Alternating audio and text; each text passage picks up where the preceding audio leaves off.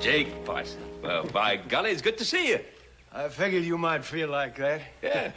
Nice to see you, too, Ben. Well, come on in.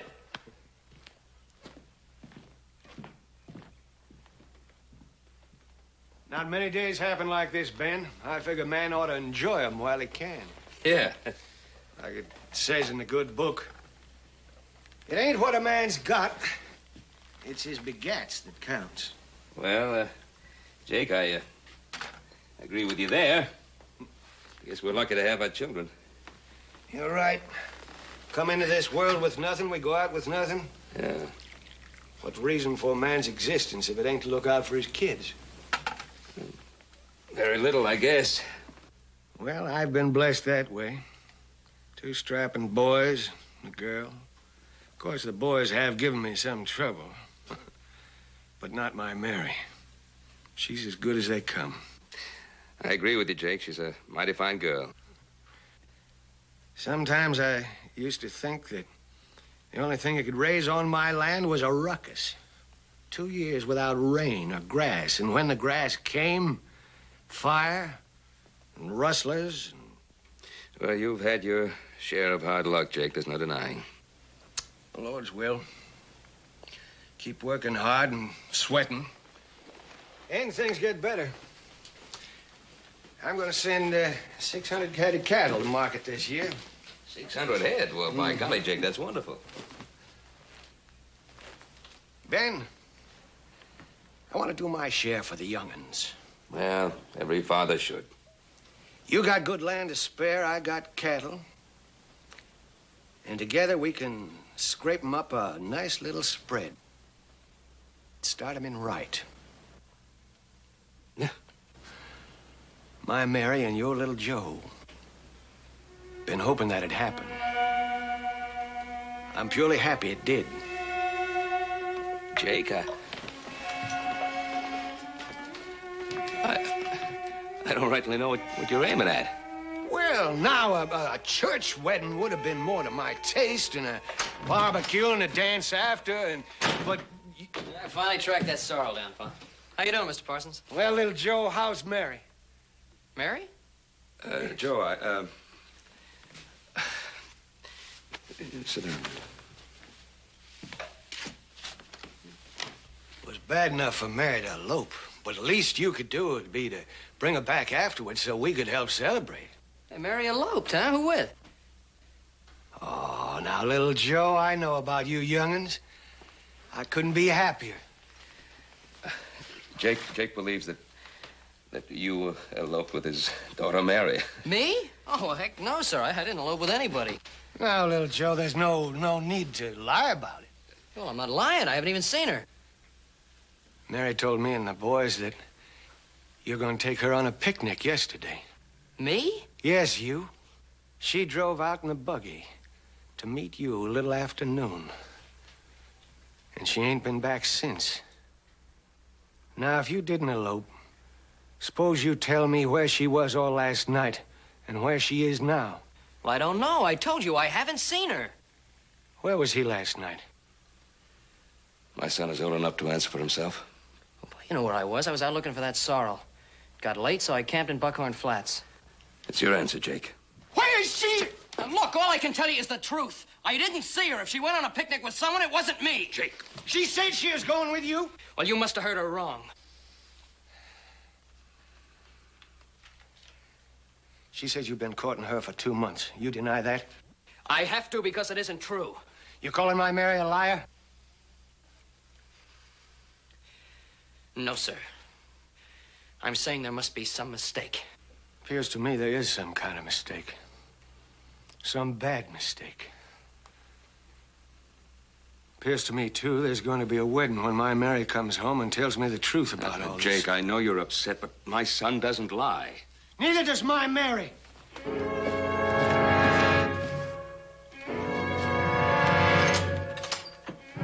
Parsons may not be as rich as Cartwright's, but we do know the difference between right and wrong.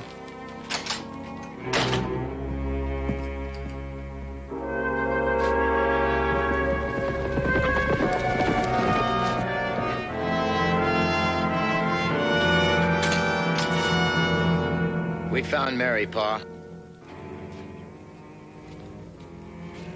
She's dead.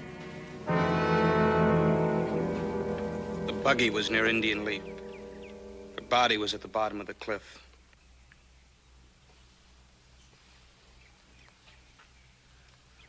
Jake, this is terrible. Is there anything we could do? You Cartwrights have done enough. I want to see my daughter. You boys take me to her.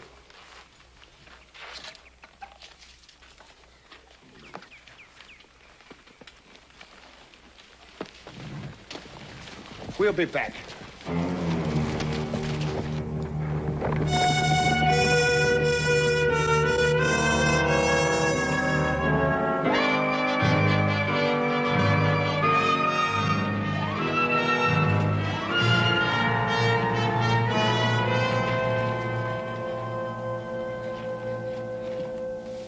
Oh, no. Someone might come in. Let them. We're engaged, aren't we? I want the whole world to see and know how lucky I am.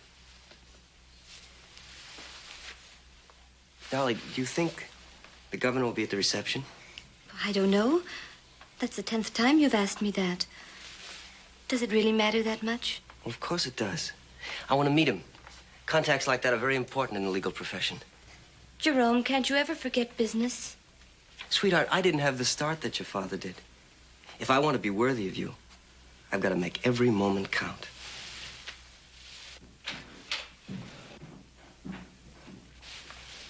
Mr. Cartwright, I didn't know you were coming in this afternoon. Well, we hadn't intended to, Mr. Bell. Well, Betty May. Is Hiram in, please? Yes, sir. I'll tell him you're here. Thank you. Mr. Cartwright to see you, sir. Ben? Little Joe. Well, this is a pleasant surprise. What brings you into Virginia City, Ben? Well, Hiram, trouble. We need your help. Oh, I'm sorry to hear that, Ben. Now, that's what I'm here for. Come in, come in. Hiram, this isn't an ordinary legal matter. You make it sound pretty serious, Ben. Well, it is. It's quite personal. I'll be outside if you want me, Mr. Wood. What do you think the trouble is, Jerome? I've never seen Ben Cartwright so upset. People are always upset when they come to a lawyer's office. That's why attorneys like your father get such large fees. Jerome, that's a fine way to talk about your future father-in-law.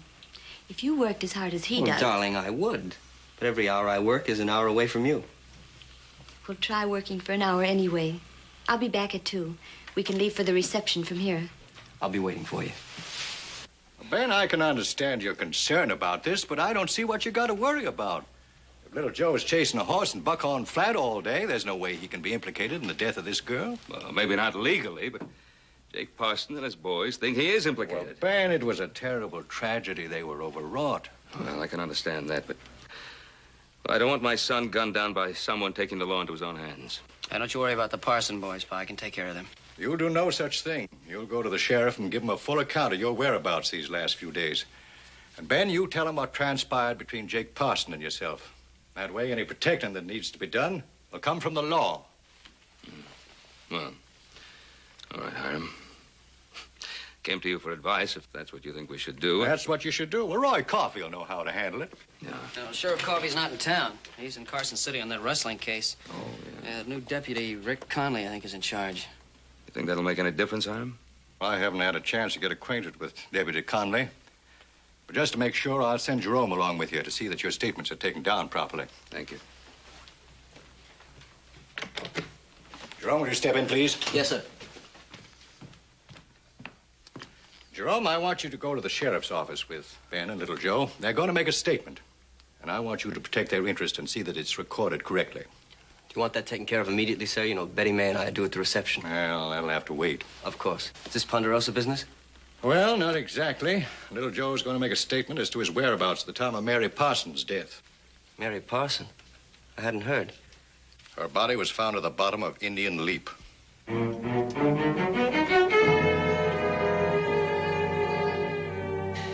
3 weeks prior to the company and Parson in the company of others. Well, this seems to be perfectly all right. All right for you both to sign it.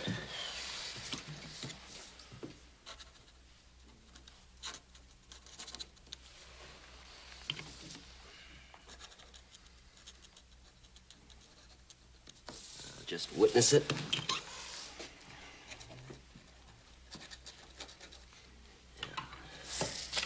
That should take care of things. Unless there's an inquest. Inquest? Well, I see no reason for an inquest. It's obviously a case of accidental death. Well, maybe it was and maybe it wasn't. That's not for me to decide. That's up to the coroner.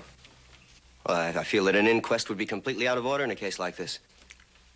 Well, mister, I don't care what you feel. I'm running this office until Sheriff Coffey gets back, and I'm not about to decide anything until Doc Martin tells me whether it looks to him like this girl was hit, choked, shot, or whatever before she took that fall. Well, we can understand your position, Rick, and we'll go along with anything that's necessary. Do you want us to stay in town? Might be a good idea, Mr. Cartwright. Jake and his boys brought the girl's body in. Doc Martin's making the examination right now. You gentlemen will excuse me, I'm late for an appointment. However, I must advise you that even if there is an inquest, there's no need for you to stay in town. There was no witness to involve little Joe. I'll be able to handle everything at the proper time. Thank you, Mr. Bell. Bye, sir.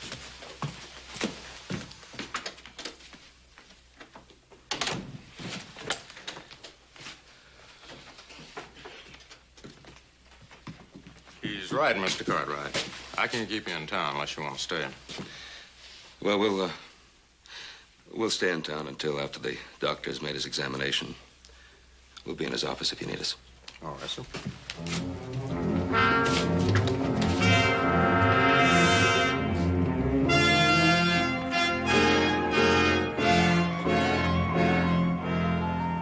What's the doctor going to be able to tell us? I don't know.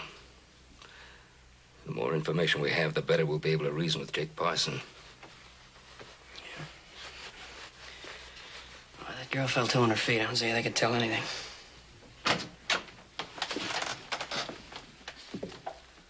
Doctor, were you able to reach any conclusion?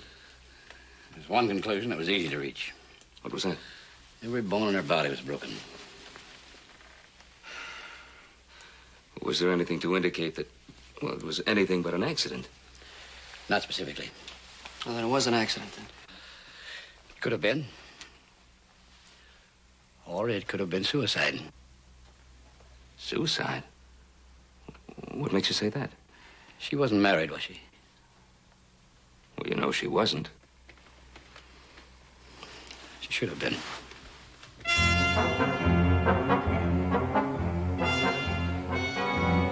A son. Oh, Pi. I was never even alone with her. I'm gonna have to tell this Deputy Connolly right away. I guess you know that, Ben. Yeah, I know that. I was just thinking about what Jake Parsons gonna do when he finds out the truth. Well, thank you, Doctor. Don't you better go home?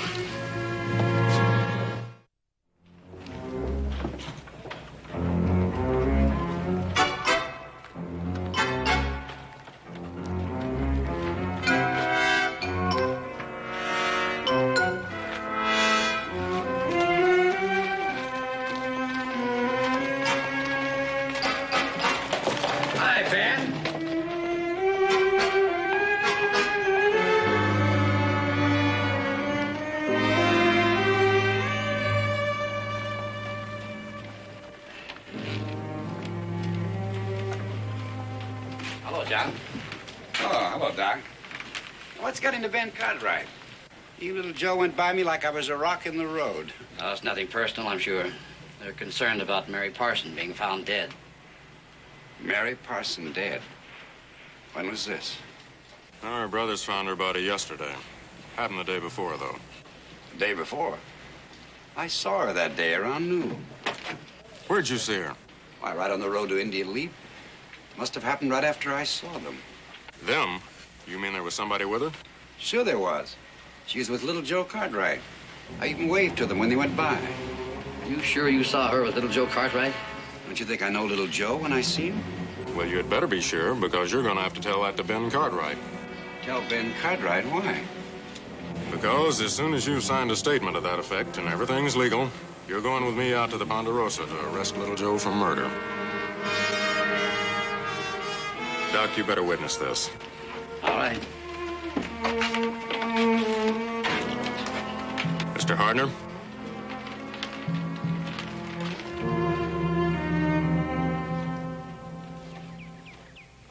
Howdy. Rick, Mr. Hardner. Howdy, Hoss. Howdy, Hoss. Your pa home? Yeah, he's inside. Come on in.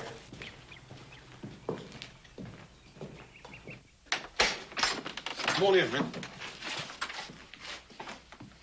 John. Deputy. Well, come on in, gentlemen. Sit down. Thank you, Mr. Cartwright, but we're here on official business. Oh, well, what does that mean? You go ahead and tell him what you told me, Mr. Hardner. Sorry as I am to say it, Ben. I saw little Joe and Mary Parson driving up toward Indian Leap day before yesterday. You what? You were in Parson's buggy, little Joe. Your paint horse was tied on behind. Mr. Hardner, that's not the truth. I wish it'd been somebody else that saw you, Joe. It ain't easy to do this to a friend. Pa, he's lying. Oh, little Joe wasn't in that buggy. He wasn't nowhere near Indian Leap. I know that. Well, what are we doing standing here listening to this for? Well, John, for some reason, thinks that he saw little Joe and Mary in that buggy. He believes it. Well, that kind of believing can put a rope around Joe's neck.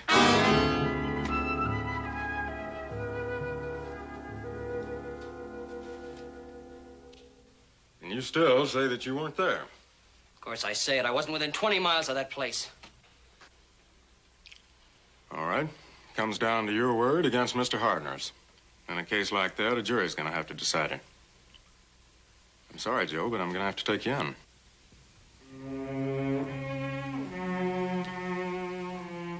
Get your horses ready. We're going to town.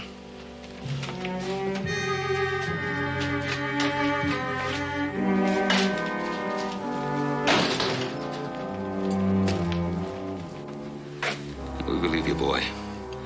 Never doubt that for an instant.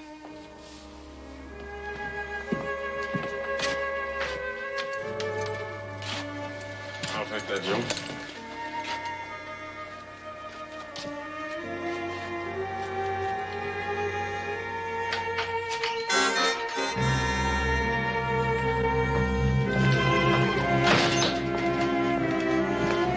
Stop right there, all of you. You don't have to do this. Little Joe's under arrest. We're on our way to town. Get out of the way, Cartwright. I come out here to get one, but I'll take two if I have to. Little Joe's not wearing a gun. You can't shoot an unarmed man. What chance did he give my sister? I never even saw your sister. And that's what you'd say, sure. But she said she was going to meet you, and that's good enough for me. Get out of the way, Cartwright! Don't be a fool, Pete. Let the law handle this. Oh, Cartwright's a big name around these parts. One kind of law for you and another kind for the rest of us. That isn't true, Pete. Not this time, it ain't. I'm going to have me an eye for an eye.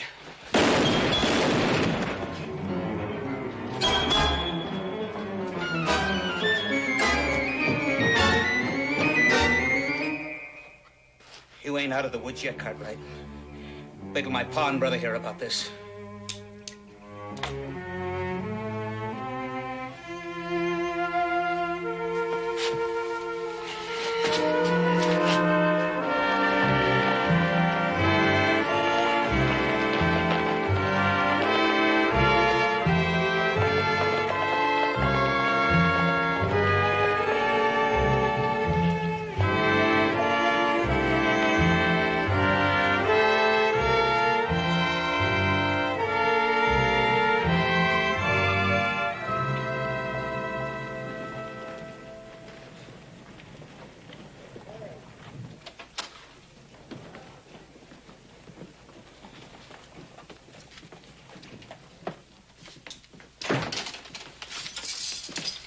Let's get it over with, Joe.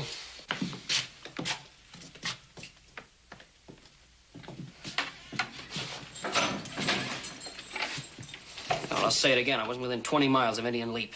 Then you got nothing to be afraid of. Now, haven't I? All I saw was a rabbit, a buck, and that sorrel. They gonna testify in my behalf? Well, I guess somebody better tell Jake Parson about Pete. Don't worry. I don't doubt that all the Parsons have heard about it by now. Yeah, I guess you're right. I gotta see Hiram Wood. You boys coming along? No, we'll keep Joe company. Yeah, make sure you don't get no uninvited company. That's a good idea.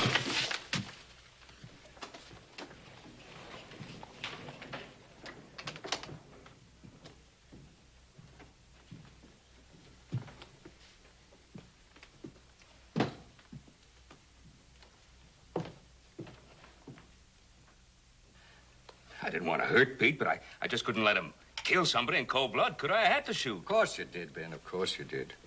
But right now, the Parsons are the least of your worries. Well, let's face it. This has turned out to be a lot more serious than I'd anticipated. With a witness like John Hardner. John have any reason to lie, Ben? Oh, no, not John Hardner. What? Ben, this is a difficult question for me to ask you. Are you sure that little Joe is telling the whole truth? You asked me to doubt my son. No, I'm not asking that. All I'm asking is, do you think there's any chance that little Joe... If I were to start doubting my son at this point, everything I've lived and worked for would be lost. Ben, I'm your lawyer. I have to think the way a jury's going to think. Believe me, with this latest news about the girl and John Hardner's testimony, this is going to come before a jury. Hiram, what do we do? Well, you two have a good time at the reception? Oh, Father, it was absolutely wonderful. Jerome made such an impression on the governor. The governor hardly noticed anyone else. I was surprised how young he is. We did seem to have a lot in common. He even wanted to know my views on politics. That's fine, Jerome, that's fine. Right now, politics can wait. We've got something much more urgent to consider at the moment. Well, yes, sir, of course. As a matter of fact, it's been on my mind all during the reception. I'm glad to hear that. You come up with any ideas? Well, sir, I don't like to say this about the dead, but with that girl's reputation, I don't think there's a jury in Virginia City that would convict little Joe. Jerome, what a dreadful thing to say. Well, I'm sorry, sweetheart, but we're fighting for a man's life. Hiram, suppose we took Jake Parsons' buggy back up to Indian Leap again and have John Hardner show us exactly what he saw. That might be an excellent idea, Ben. If there's any possibility of showing that John Hardner was mistaken, why, I think that's just it. But what happens, sir, if it confirms John Hardner's statement?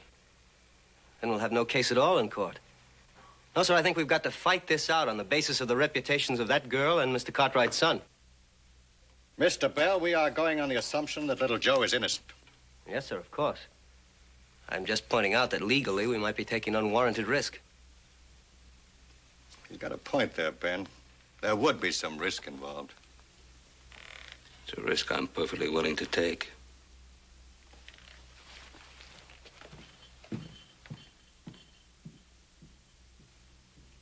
I hope we don't regret this, Mr. Wood.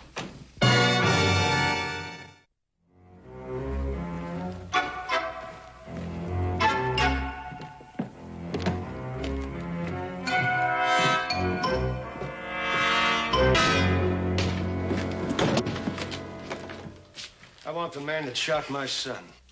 The rifle, Jake. Put it down. You won't need it in here. Where's Ben Cartwright? I'm right here, Jake. Pete took the law into his own hands, tried to shoot an unarmed man.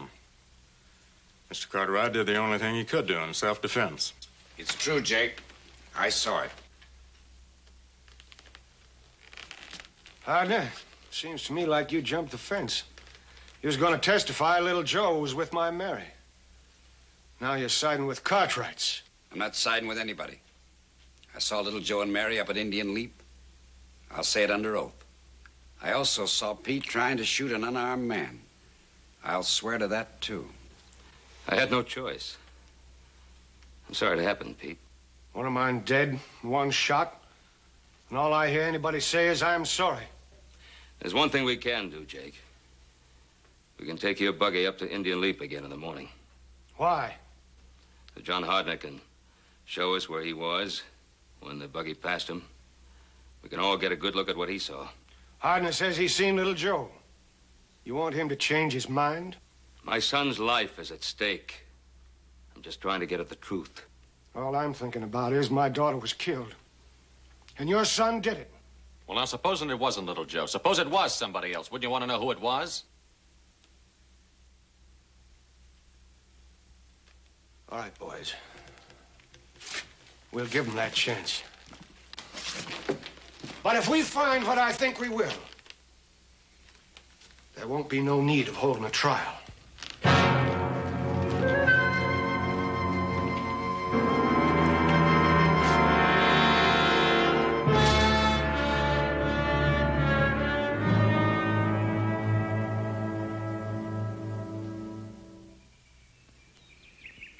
All right. Bring on the buggy.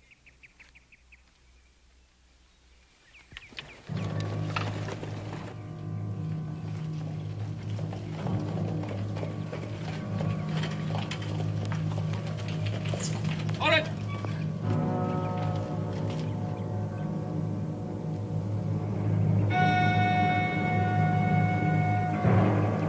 John, is this as close as you got to that buggy? Just about the exact spot, Ben. Well, we can't see the man's face, and we're afoot. How can you see him sitting as high as you are? I didn't say I could see his face from here. I sure saw his paint horse tied on behind the buggy. He probably turned and looked when you got down on the road. Stop putting words in his mouth. Move the buggy on down the road. Now you ride down to the road and make your turn.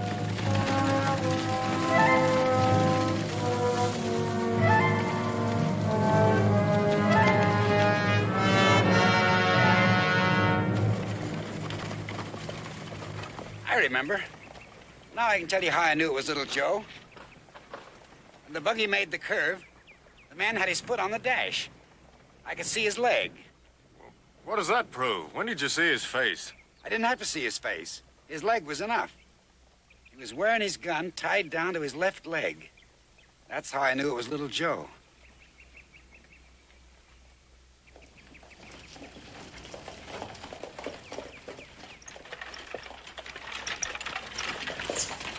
Well, what'd you find out? Just what we knew we'd find. Well, Deputy, what do you say now? Inquest will be in my office at 2 o'clock. I'm just seeing to it that whatever needs doing is done proper and legal. My sister's dead. The man that pushed her off that cliff is still alive. You call that legal and proper? I said there'd be an inquest and a trial. There'll be a trial and a hanging. We heard what you said, Mr. Hardner. And if you don't say it again so everybody can hear, you won't live to get off that witness chair.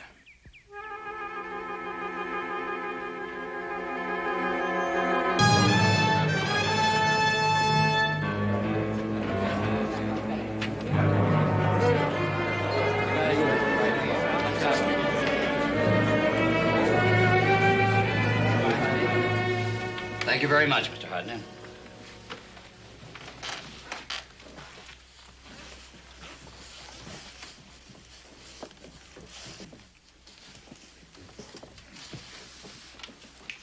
Will the foreman of the coroner's jury please rise? Have you reached a verdict? Yeah, we sure have. State it. Mary Parson was murdered by Little Joe Cartwright. Jim, you know better than to say that. All you're to determine is the cause of death. Anything else will be decided by a judge and jury at the proper time. Well, that is the cause of death. Little Joe Cartwright pushed her off of that cliff. If the jury finds that she died by violence, it'll have to be it. Deputy Conley.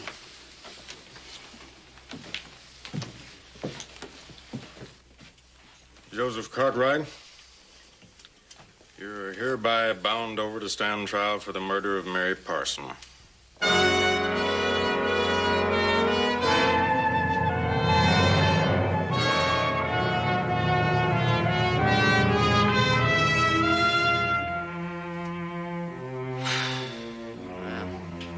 Never thought owning a paint pony and being left-handed could get a fellow in so much trouble. Hiram, the boys and I know that Joseph didn't murder Mary Parson. I don't care what anybody says. He didn't do it. Pa, wait a minute. What? What Joe just said about the pony and being left-handed. No? What about it? Well, now, Hardner didn't say he saw the man's face. He just said he saw a paint pony and a left-handed gun. Yeah, it was enough to hang me. Yeah, but is it? What are you driving at, Adam?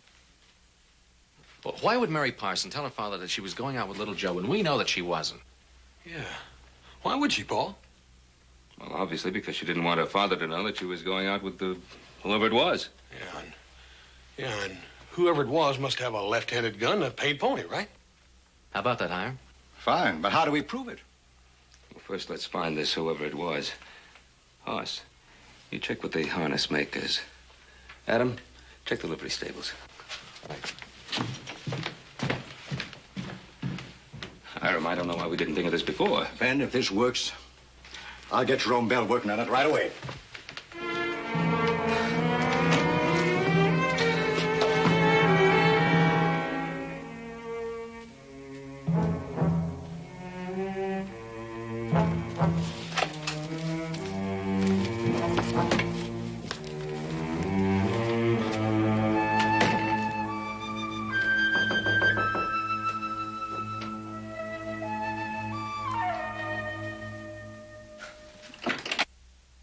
Sweetheart, what a surprise.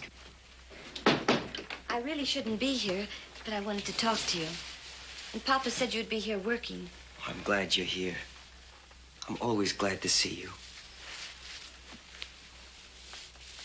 The shy and proper Betty May.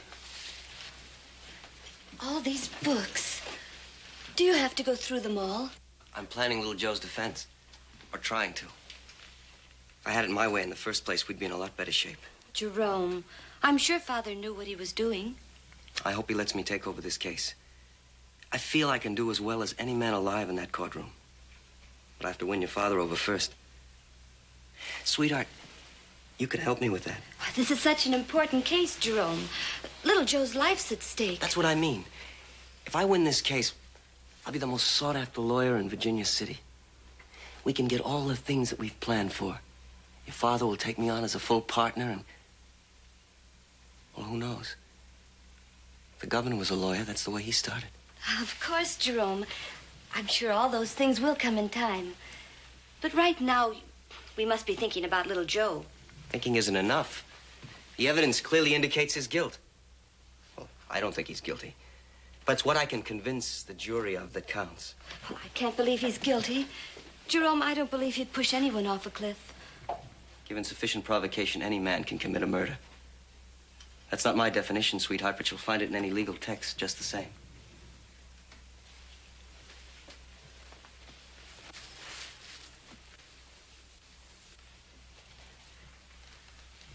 It was such a shuddery feeling sitting in that buggy on Indian Leap. I dreamed about that girl, only she didn't have a face. You know, I always was a little envious of her. She was such a pretty girl. I never paid much attention to her. She was cheap and flashy. But let's not talk about morbid things, darling. Let's talk about us. You will help me with your father. Jerome, must we always talk about my father? Why not? We both want the same things. A big house, beautiful clothes, fine horses.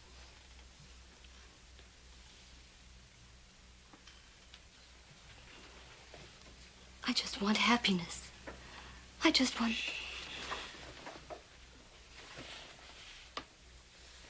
No. I have to say this, Jerome. You want success so badly that sometimes I wonder if you want to marry me just because I'm Hiram Wood's daughter. You silly girl. You know better than that. All I want is you.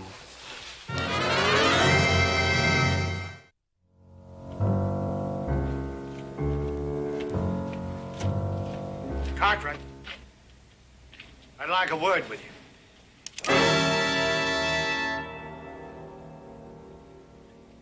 I said I'd like a word with you.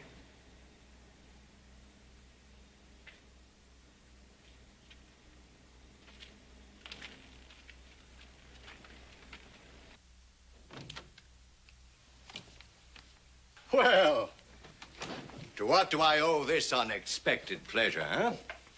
I thought you and Jerome were going to the governor's ball this evening. We are, Father, a little later. Jerome went to the hotel to change. He's been working so hard. I was lonesome, so I thought I'd wait here. Am I interrupting anything? No, just catching up on some odds and ends. Here, sit down. I'm sorry I've been neglecting you lately, darling, but I just never seem to get caught up.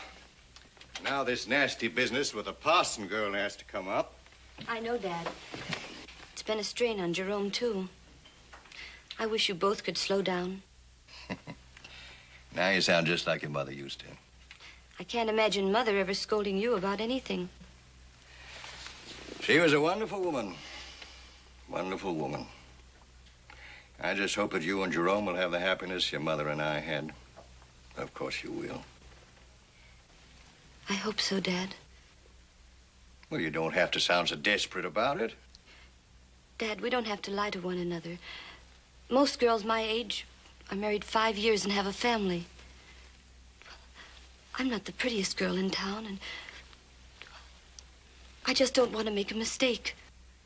No. What's this? Have you and your young man have words or something? I suppose I'm being silly. It's just that sometimes it seems as if Jerome loves his work more than he does me. Oh, so that's it. Well, sweetheart, I doubt very much that you're the first woman ever to say that. Jerome's a very ambitious young man. That's it. Ambitious. So terribly ambitious. It frightens me. Dad, at the reception, when Jerome met the governor, it was just as if suddenly I ceased to exist. Baby, now you are being silly. I suppose I am. I shouldn't be bothering you with my troubles. Of course you should. Of course you should. That's what I'm here for. Now, you run along and have a good time. World looks a lot prettier under a full moon, you know. Thanks for talking to me, Dad.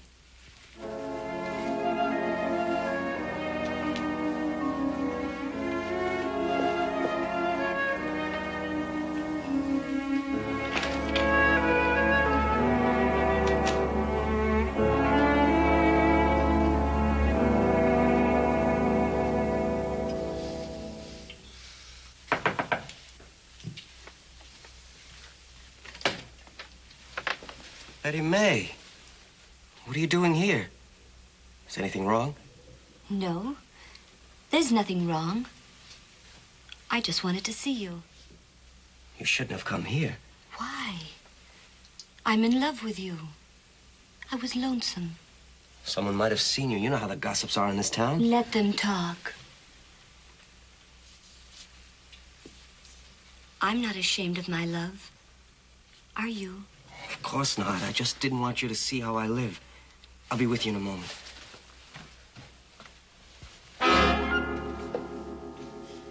But I want to see where you live. I want to know everything about you. I want to know every thought you have. Come on, sweetheart, let's go. Who's the girl in the picture? Well, just some girl, nothing important. That's a picture of Mary Parson, isn't it? I picked it up today in connection with the trial. You knew her, didn't you? Betty May, you're being unreasonable. Being a lawyer, I meet many people. If you had told me, I wouldn't have cared. I knew there were other women. Jerome, why did you lie to me? There wasn't anything to tell you. There wasn't anything between us. Then why did you lie? Well, I didn't want your father to know. I was afraid he might object. Darling, please, let's forget it. She was very lovely, wasn't she? She was prettier than I am. Younger and prettier. That isn't so. You're the prettiest girl I've ever seen. Darling, I love you. Don't you know that? No, I don't know it. I wish I did, but it isn't so. I guess I knew that right from the start. How can you say that? After all the plans we've made. A big house, fine clothes, the best carriage in town, the governor's mansion. Those were your plans, Jerome, not mine. Well, what's wrong with that? Why do you object to those things? Mary Parson couldn't get them for you, could she? I told you to forget about Mary Parsons. Can you forget her? She was nobody. She was cheap. She was trying to blackmail me. She was going to go to you. You killed her. No. It was an accident, sweetheart. We went for a ride. It'll be all right. I'll win the case. Little Joe will go free, and we can get all the things that we've always wanted.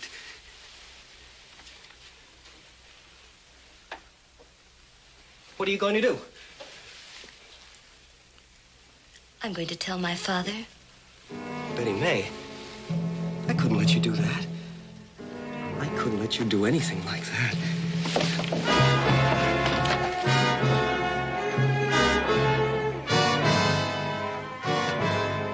Betty May.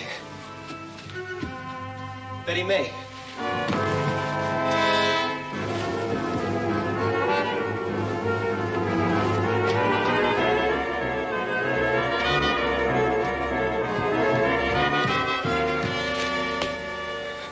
He may.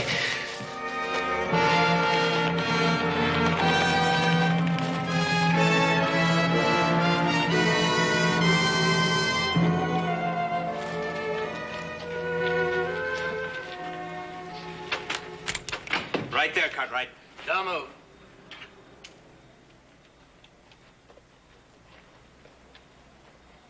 You want to see your paw, don't you? Move.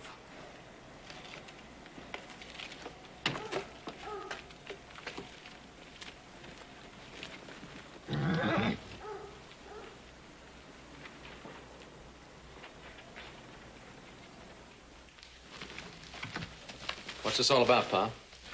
Oh, these stupid people think they can take the law into their own hands. We don't think it, we know it. We're gonna move on that jail, take out your son, and string him up. Little Joe didn't kill your Mary.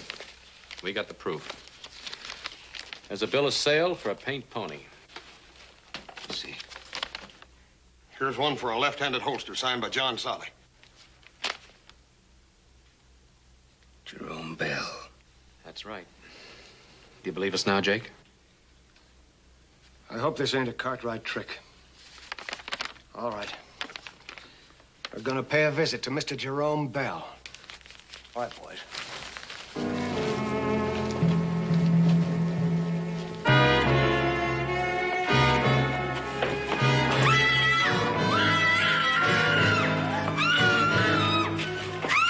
Bill! Stay away! All of you! You try anything and I'll throw her off of here! Bell, it's no use. We found out. Well, you don't try to stop me!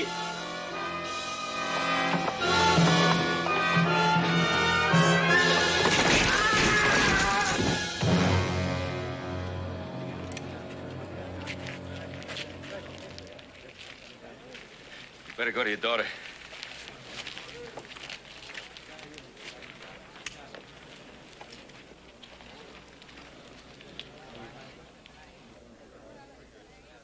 Jerome.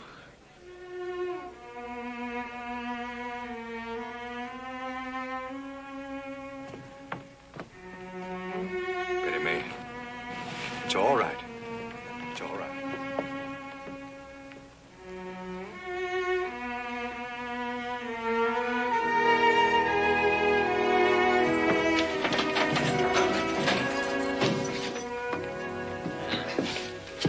You know, I don't think I could ever get used to living in there. Good to have you out, Joe. Oh, I don't know. It's been kind of peaceful around the Ponderosa the last couple of days.